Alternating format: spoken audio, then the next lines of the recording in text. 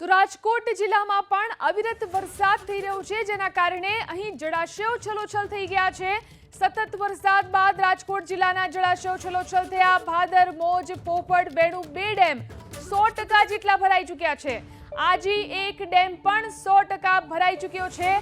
રાજકોટના તમામ ડેમ ભરાઈ ચૂક્યા છે। સુરવો અને સોડવર ડેમ પણ 100% ભરાઈ ગયા છે। ભારે વરસાદ જે રીતે રાજકોટની અંદર થયો છે, મોતીસરા, ફાડંગ બેટી ડેમ પણ 100% જેટલો ભરાઈ ગયો છે।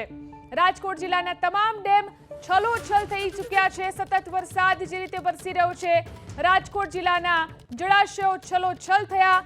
ભાદર, મોજ, પોપટ, વેણુ બે ડેમ 100% ભરાઈ ચૂક્યા છે।